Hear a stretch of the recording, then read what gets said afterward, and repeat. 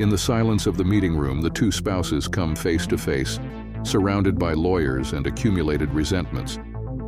Each of them holds back their pain and hope for reconciliation, although the betrayal has already left a deep mark.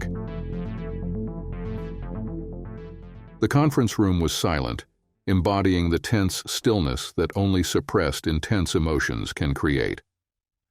All it needed to evoke the classic Hitchcock-style suspense was the ticking of an old clock. At one side of the table sat two individuals. The woman had shoulder-length straw blonde hair and piercing blue eyes that seemed to question everything, even the dust particles floating in the sunlight streaming through the narrow gaps in the blinds. Her makeup was subtle and professional, perfectly complementing her timeless business attire in shades of black, gray, and white. A folder lay before her on the table, and she occasionally glanced at the silent digital clock on the wall opposite. The man appeared to be in his early 30s, though his worn demeanor suggested he had aged several years in just a few weeks. His chestnut brown hair was slightly long and unkempt, resembling someone too preoccupied to visit the barber regularly. His brown eyes and tightly pressed lips gave the impression of a man forced to witness his child's autopsy, eager to be anywhere else but resigned to the impending sorrow.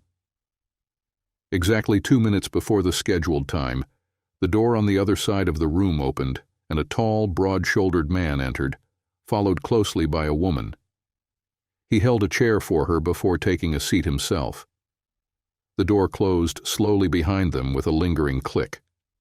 The man exuded an unmistakable determination, a purpose reminiscent of a Roman gladiator standing before the Colosseum gates.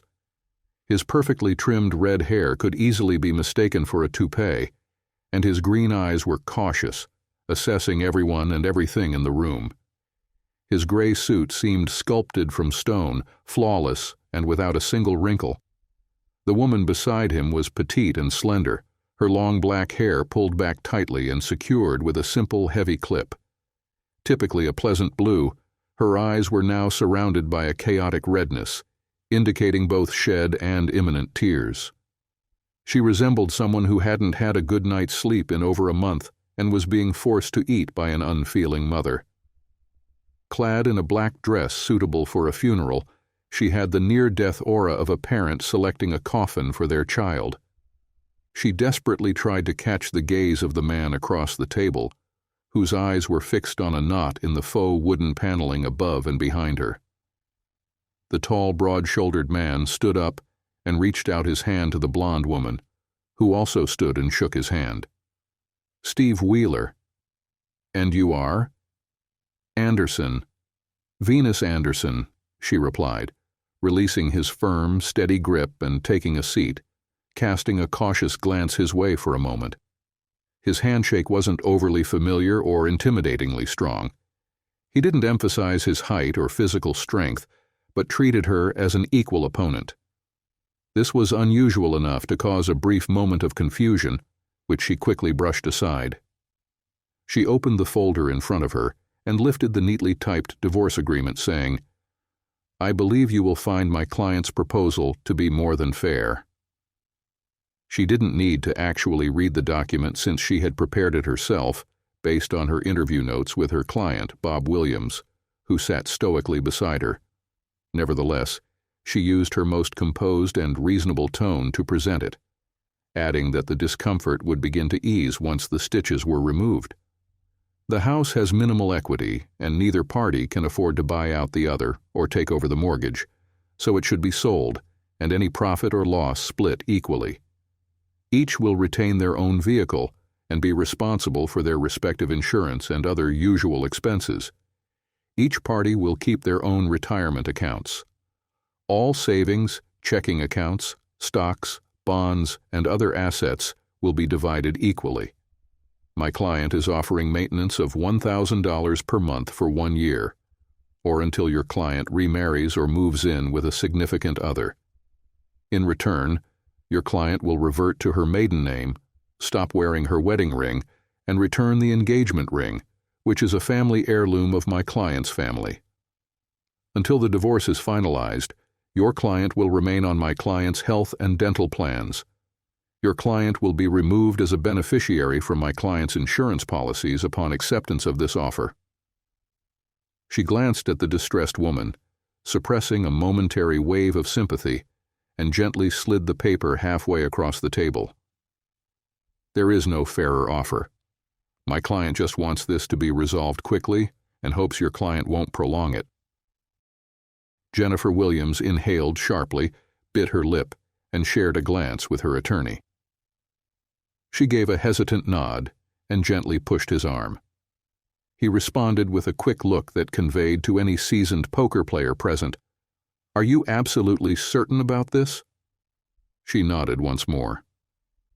He emitted a faint sigh, turned to his adversary and stated, "This is indeed a very equitable settlement, exceeding what she claims she deserves." He reached across the table, pushing the document back by an inch or two. "Nonetheless, she respectfully and hopefully asks that your client consider her counterproposal." He opened a folder, placed it on the table, and pulled out several pages, beginning to read.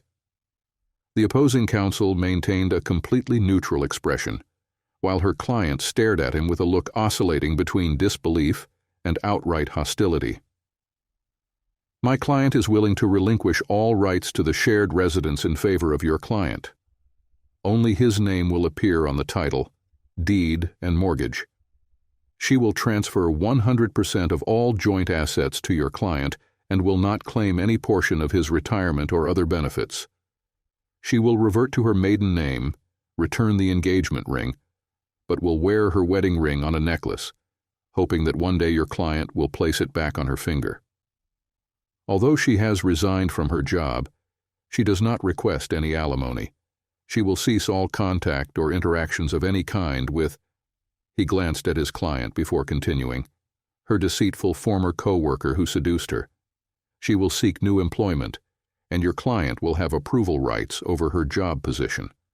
All income from this new job will be deposited directly into an account fully controlled by your client. Any allowances she receives will be entirely at your client's discretion. Upon the finalization of this marriage dissolution, your client will allow my client to move back into his home, occupy his bedroom and bed, and resume intimacy relations with her." She elbowed him, prompting him to look at her again. "Frequent intimacy interactions, enabling her to atone for her wrongdoing. Attached is a medical report confirming she has no intimacy-transmitted infections. She requests marital counseling, with your client having the authority to choose the counselor, and sessions scheduled at mutually convenient times. She agrees to wear an ankle monitor if your client desires. She will provide all passwords for any electronic devices and allows your client unrestricted access to them at any time. Should there be any confirmed future infidelity, she will leave with only her car, clothing, and jewelry owned before the marriage. She willingly forfeits all custody of any future children, and any visitation rights will be at your client's discretion. Additionally, she consents that your client may engage in an external intimacy relationship limited to 3 encounters, and she will neither speak ill of him nor take any adverse actions against him, viewing this as her rightful punishment for allowing lust to overshadow love, honor, and reason. She only requests to be informed when these encounters conclude." He paused, and his client sharply nudged him again with her elbow. He cleared his throat and resumed, "So she can demonstrate to him that he will never find a better partner elsewhere, nor someone who understands so painfully that she is on the verge of losing the best friend he ever had." He looked up and slid the paper a few inches toward his counterpart. "She has already agreed to this, and your client will likely never receive a more remorseful, repentant, and loving counteroffer."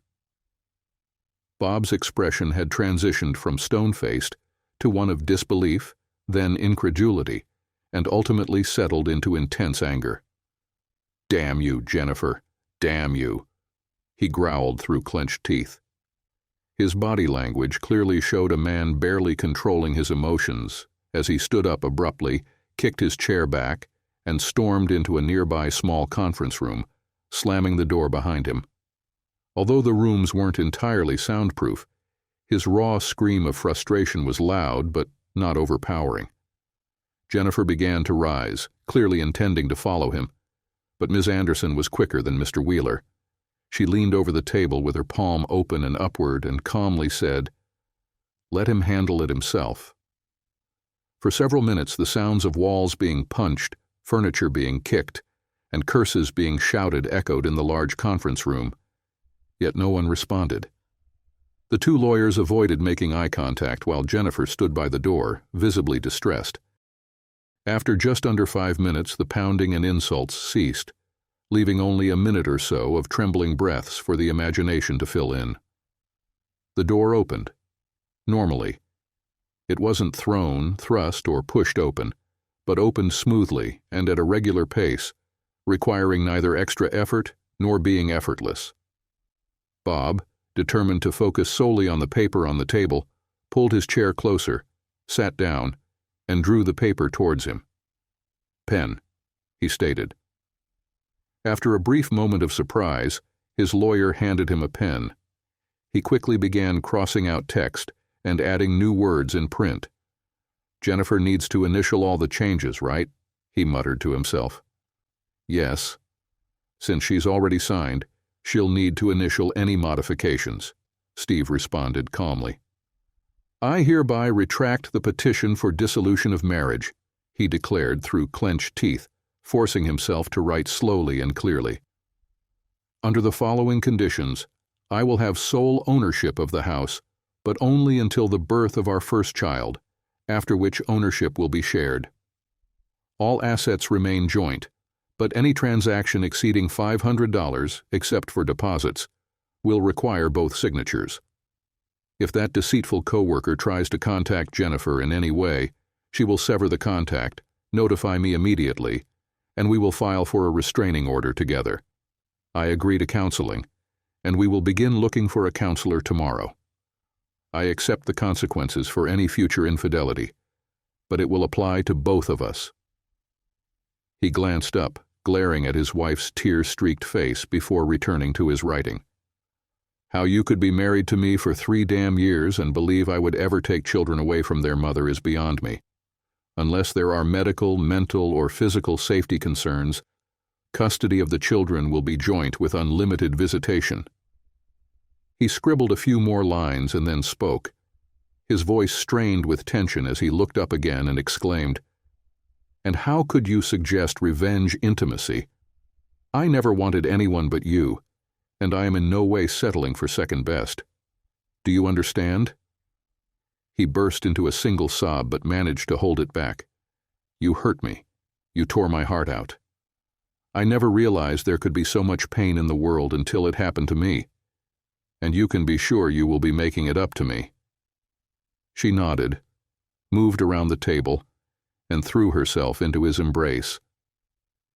Ms. Anderson steadied the chair to prevent it from tipping, while the couple nestled together, a mixture of sorrow and relief, crying in each other's arms and murmuring promises, apologies, and threats as their lawyers circulated the revised document. When they began kissing urgently, Mr. Wheeler loudly cleared his throat to gain their attention. They glanced at him but refused to let go of each other. "I would advise against going home tonight. Meeting on neutral ground seems like a good idea since you have a lot to discuss, along with other matters.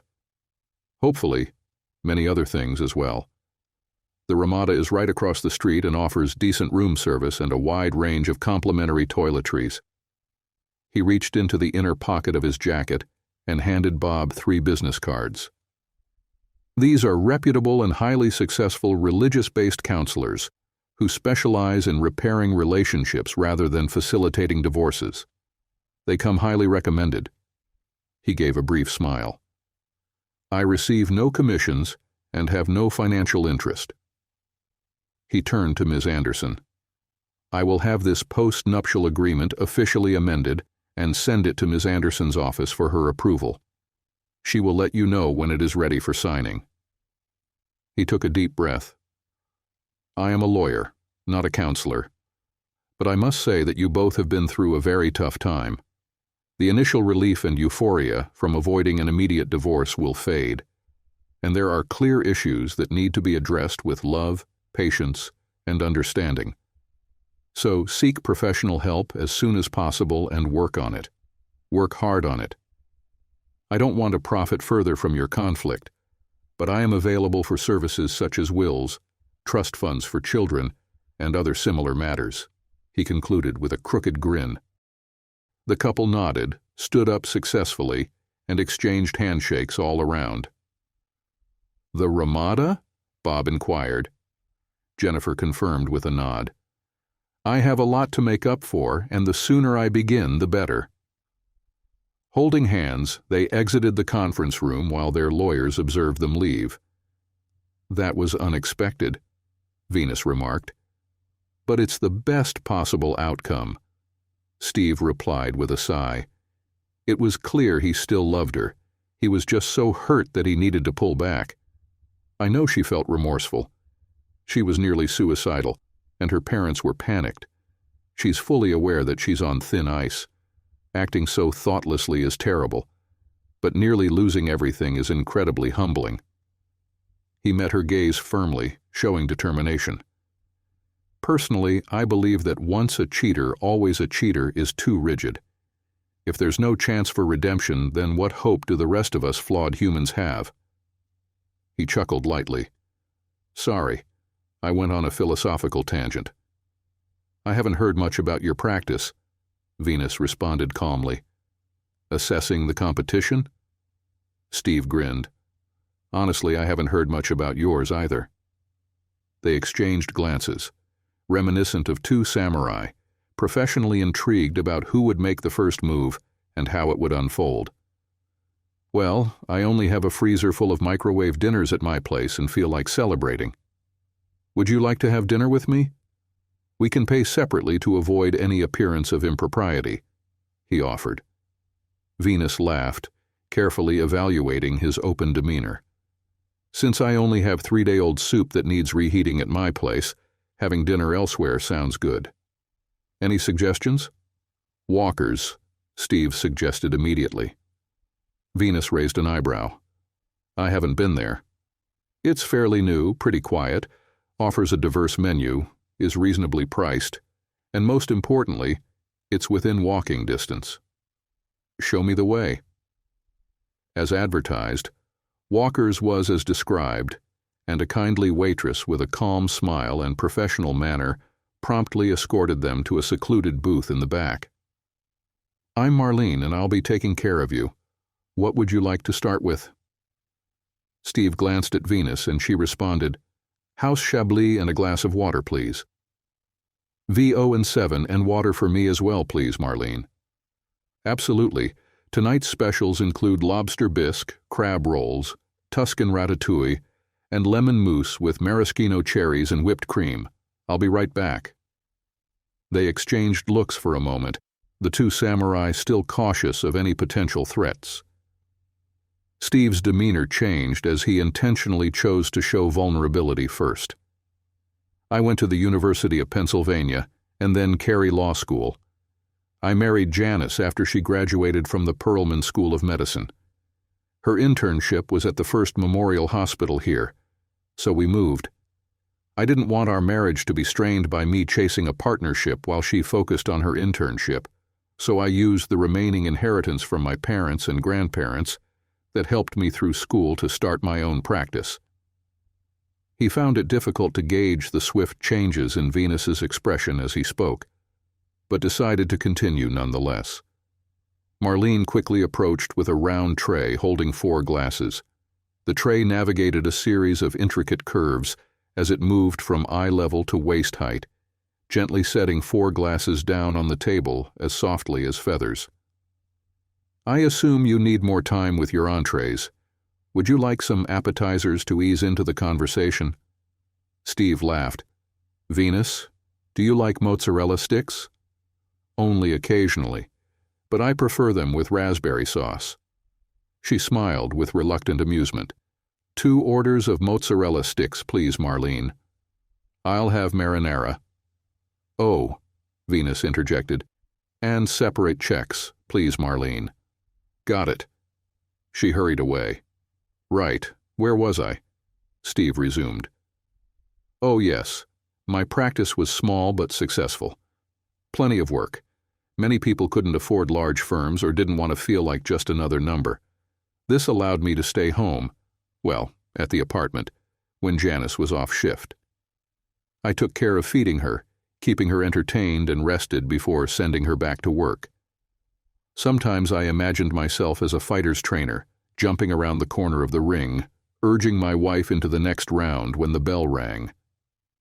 The hospital is the regional trauma center, and she had her wins and losses.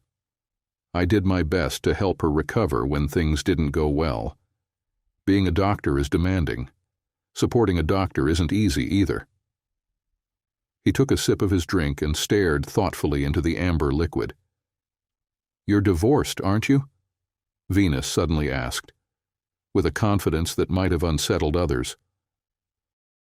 Steve briefly wore a sorrowful look before his expression shifted to a more guarded one. However, it was evident that he consciously chose to remain open. How can you tell? You don't have a ring, and you're certainly the type of man who would wear one. You referred to your wife as Janice instead of Jan, or another affectionate nickname, and you spoke in the past tense. That's correct.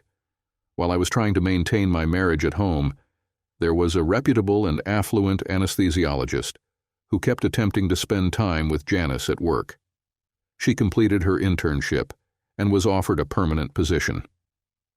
The celebration I had planned for her graduation was interrupted when I was served with a dissolution of marriage petition. She moved out that same day. He also served his wife on that day and left. They ended up living together. It barely caused any disruption at the hospital. Not wanting to be seen as foolish by a client, I hired my own attorney, Jack Hardesty from Hardesty and Hardesty.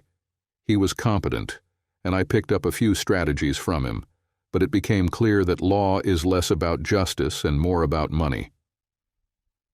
2 plates of crispy, golden brown sticks materialized on the table as if transported by a teleporter, courtesy of Marlene.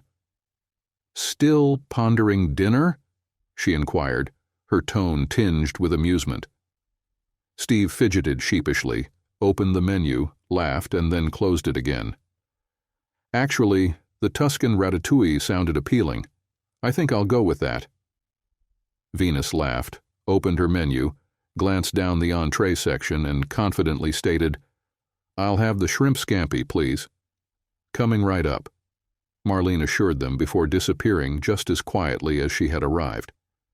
And, Venus gently prompted, oh, Janice promised not to accuse me of emotional abuse if I didn't pursue alimony. We were both earning young professional salaries, though she earned more.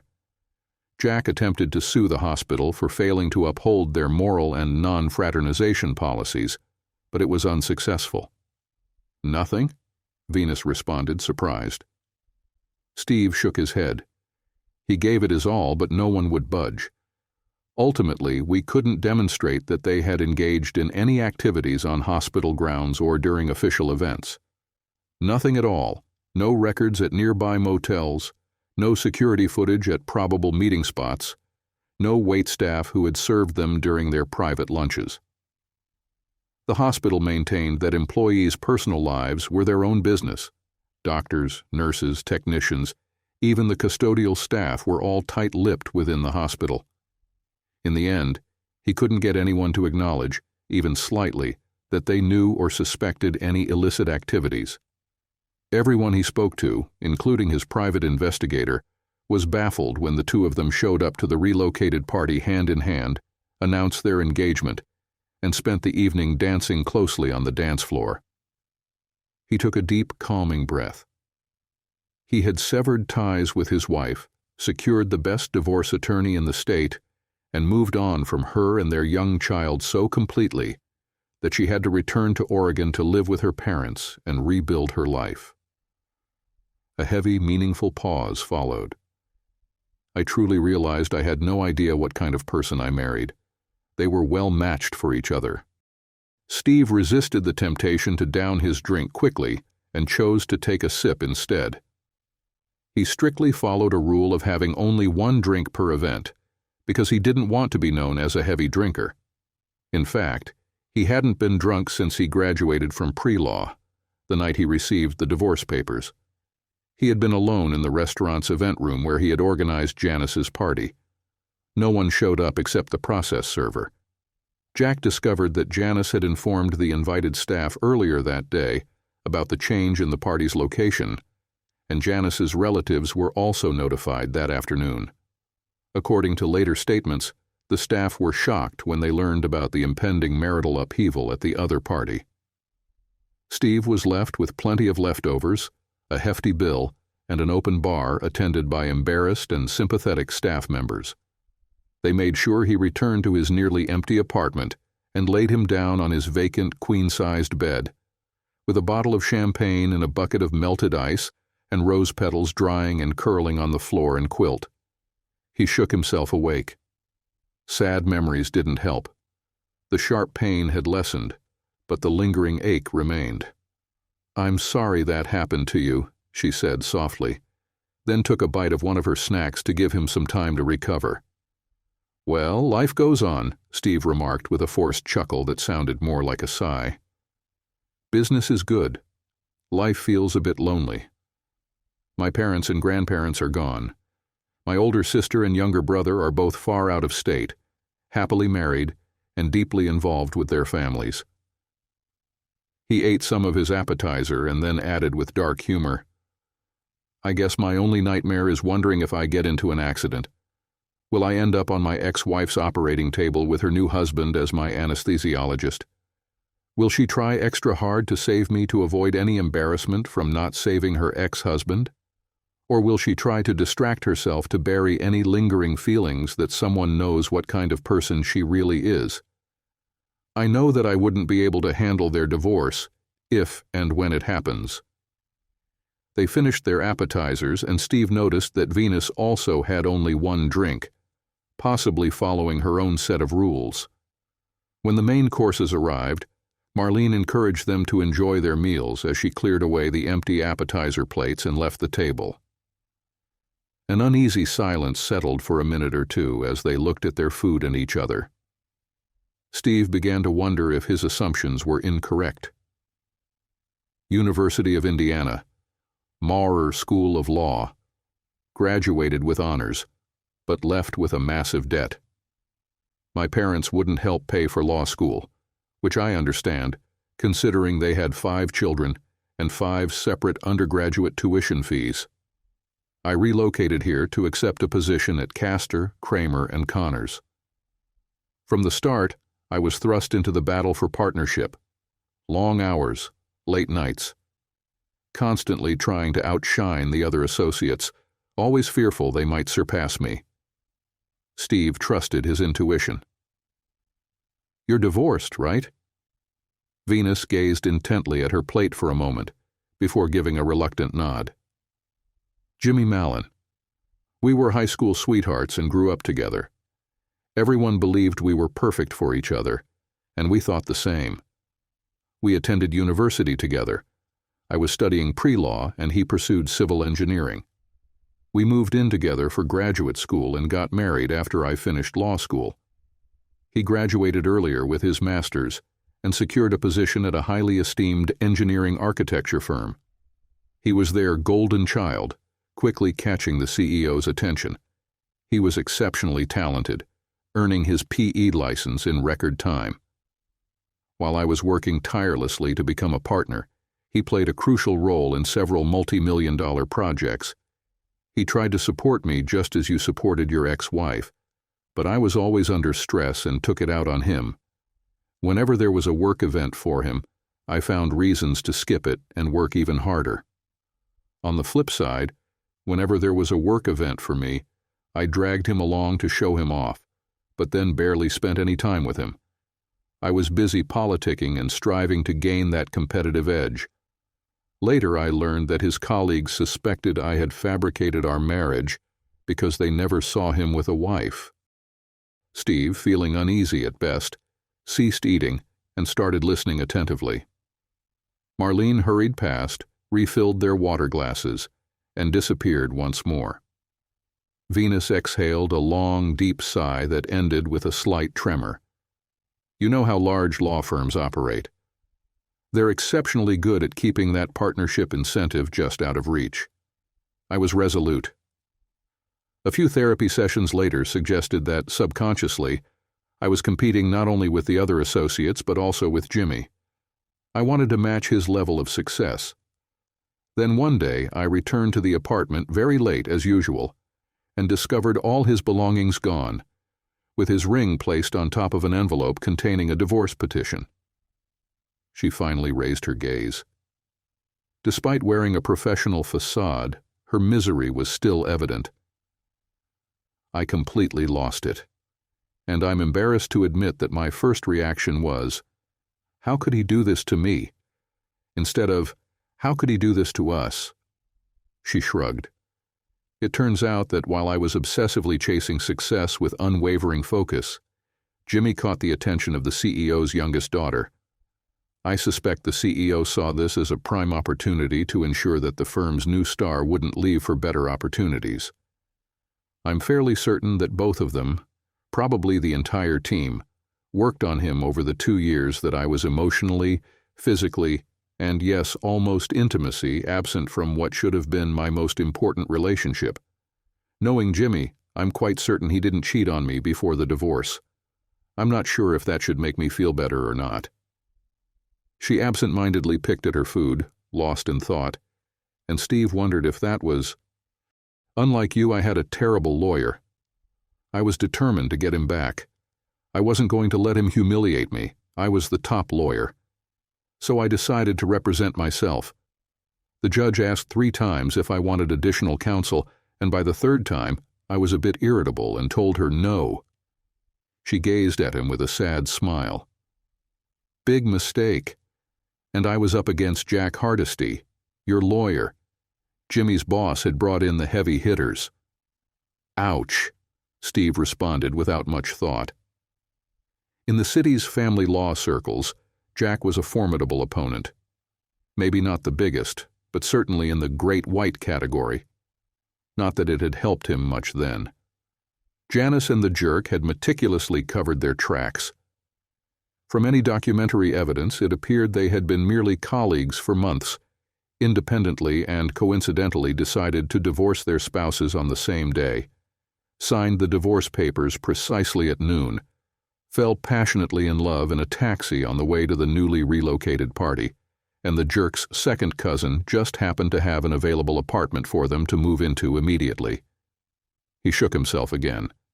And his first cousin was a high-profile divorce attorney for celebrities. Probably an incredible coincidence. Venus hadn't realized he had veered into the tricky terrain of memories. I committed every possible rookie mistake a lawyer might make. My aim was to win him back.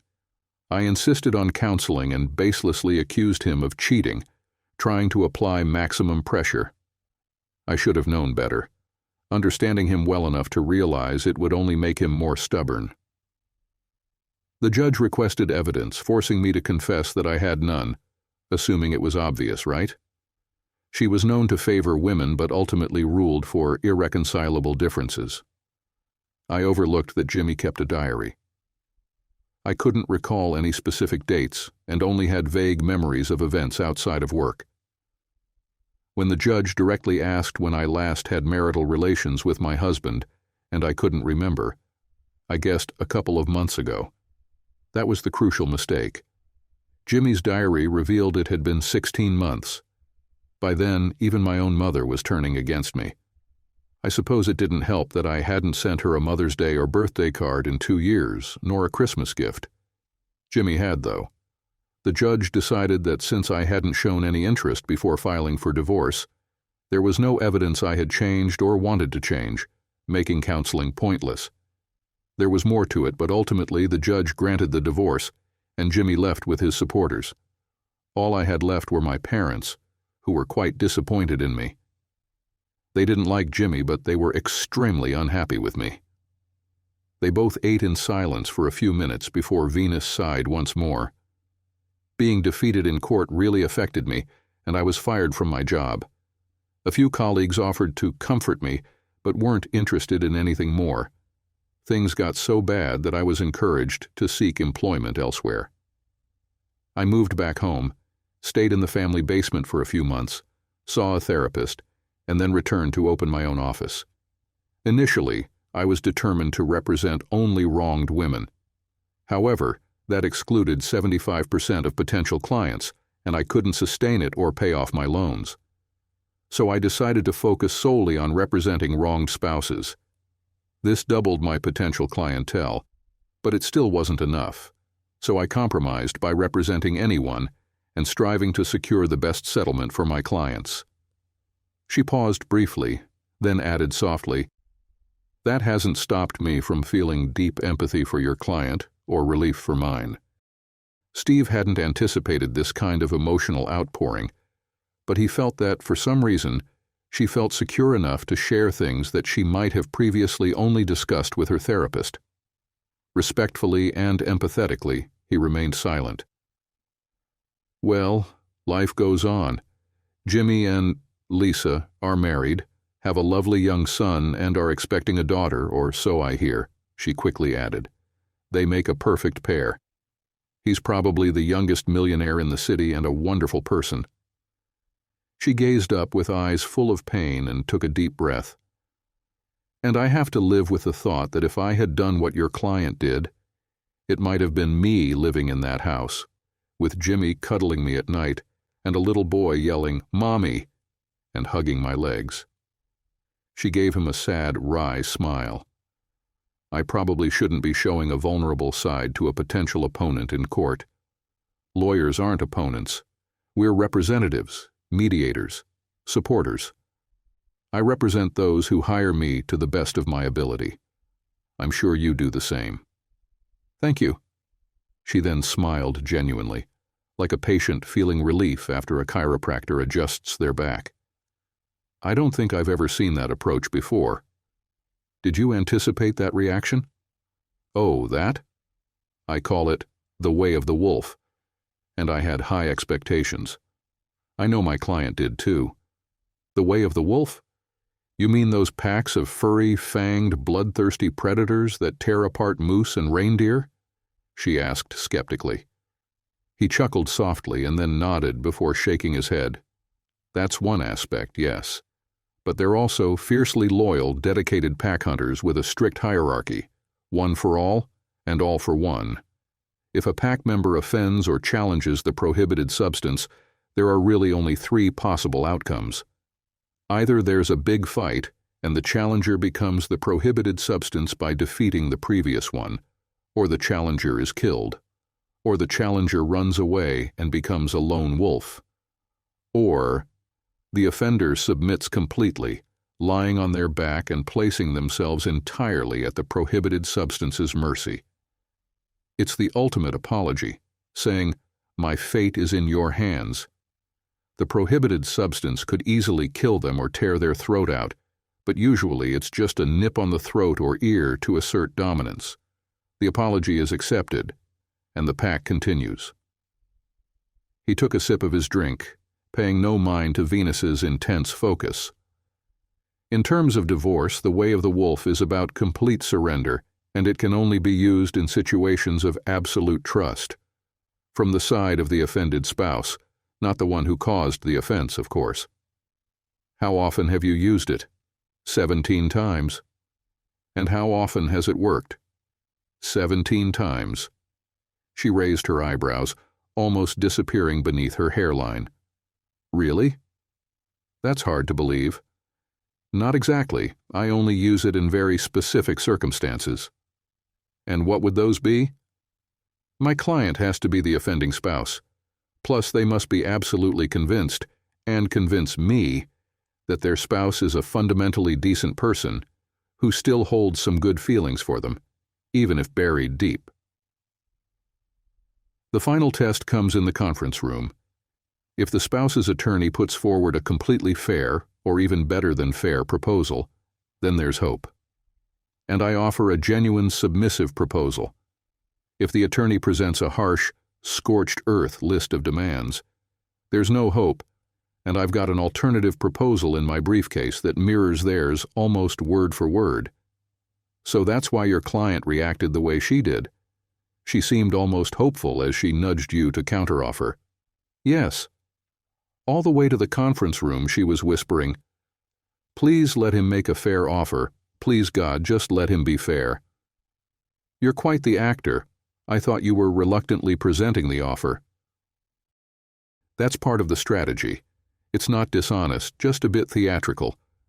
And I don't want a spouse with desperate hope to have those hopes dashed. In a way, it's the ultimate Hail Mary pass in family law. He ate a bit more, chewing thoughtfully before he continued. The client also has to be ready to sign the offer. It's not a bluff or the opening of negotiations. It has to be a sincere offer. I make it clear that they need to show real good faith by signing. If their spouse accepts it as it stands, they have to be prepared to live by it. Quite a few aren't willing to risk it and choose to divorce. My client today signed it right away. Honestly, she was practically volunteering to go to any lengths to fix things. She was horrified by her actions. Personally, I think the guy slipped something into her drink. Not enough to knock her out or alter her sense completely, but just enough to make her susceptible. By the third time, he was practically blackmailing her, saying he'd tell her husband if she didn't comply. That's when her husband walked in on them. Naturally, he wasn't inclined to listen, and she had no evidence, which is how we ended up here. "That sounds risky," Venus remarked, appearing to examine a plump shrimp but actually enjoying his voice. Rich, full of careful thought and calm reason. In another era, he could have made a fortune as a snake oil salesman with that voice, but here he was, selling hope and truth. Yes, intriguing. That was the word. I don't even suggest it as an option if the spouse's actions are truly unforgivable, no matter how regretful they may appear. What do you consider unforgivable? He shrugged, briefly thought about having another drink, then continued. If the cheating spouse had a deliberate long-term affair, especially with a friend or family member, if the affair led to a pregnancy with another man, or if they got another woman pregnant, if the cheated-on spouse found out in a humiliating public way, if the cheating involved multiple partners, if there's evidence that the cheating spouse disrespected or spoke poorly about their partner while violating the marriage, if they contracted an STI, particularly an incurable one or one that affects fertility, if the cheating spouse performed acts they refused to share with their spouse or completely withheld physical affection during the affair. Any of those are likely to kill a marriage, kind of like the asteroid that wiped out the dinosaurs. If a cheating spouse tries to dictate terms of their own surrender, I'll put it on the table, and it's up to your client to decide. I'll submit the counseling request if that's what they want. I'm their representative, not their judge. But I'll be honest. In my opinion, they're wasting their time. He sighed.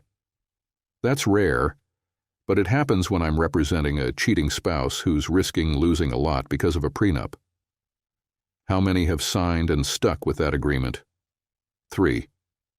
14 others negotiated adjustments to make it more balanced, and 2 out of those 3 have since come back to amend the postnuptial agreement. The third saw the divorce through, watched her abide by the terms without a word of complaint, and remarried her on their divorce anniversary. I'm glad it's working out for them, really glad. She looked at him slyly. But what if I use this against you? You won't, Steve smiled. You can't. What do you mean? Say you're representing a difficult spouse, and you find out I'm representing the other side. You tell them that offering a completely fair settlement might bring their spouse back almost as a servant. So they agree, practically rubbing their hands together. But if they're that much of a jerk, my client likely already knows, which is probably why the affair happened in the first place. Not that I condone it. The right way is divorce first, then a new relationship. So if you propose a completely fair agreement and my client signs and walks away, where does that leave your client, and where does it leave you? Not in an ideal position, especially if the client is agitated and has a tendency toward aggression, Venus admitted. When I have a difficult, abrasive client who's a spouse in a tense divorce, they often just want out of the marriage, regardless of how reasonable the other party might be. If your client puts forth a fair deal, it may be accepted without issue. If not, we end up negotiating like any other case. My particular approach, though, only really works if both spouses are decent at heart and genuinely hope to work things out. Though slightly hesitant, he sensed he could trust her, lawyer or not. With a few attorneys I've previously worked with, they'll casually mention before a meeting that their client is willing to propose a fair offer. And in response, I might hint that my client is prepared to negotiate, or perhaps isn't interested, or that they expect more. It's standard professional communication, and it's also plausible deniability. Venus gazed at him as if trying to look beneath the surface and understand him deeply. He met her gaze, seeing past her own defenses and wounds. They both looked away at the same moment, laughing softly, and filled the rest of the meal with light-hearted conversation. Outside the restaurant, as they were about to part ways, Steve turned to Venus and said, "Oh, counselor, the way of the wolf isn't patented, copyrighted, or trademarked. Feel free to use it whenever you find it helpful." She gave him a genuine smile. "I will. Thanks. See you around." They walked off in opposite directions, but after about 30 feet they both glanced back. Catching each other's eye, they blushed, smiled sheepishly, then turned back, carefully navigating around other pedestrians. 2 years later, a prominent notice appeared in the city's largest newspaper. Legal notice. Matthew Branson, chief of anesthesiology at First Memorial Hospital, hereby announces that he is no longer responsible for any debts or obligations of his wife, Janice Branson, formerly of the Memorial Hospital Emergency Medicine Department. He has moved to a new residence and has updated contact information. All correspondence should be directed to his attorney, Jack Hardesty, until the divorce is finalized. This notice was just a few lines above the following. Legal notice. The law firms of Wheeler Family Law and Anderson Family Law have merged and will henceforth operate as Wheeler and Wheeler Family Law. The firm has relocated to the 3rd floor of the Jacobs Building at 1st and Main, across from the courthouse. Additionally, a daycare center has opened within the new office, and applications for enrollment will be accepted starting Monday at 8 a.m.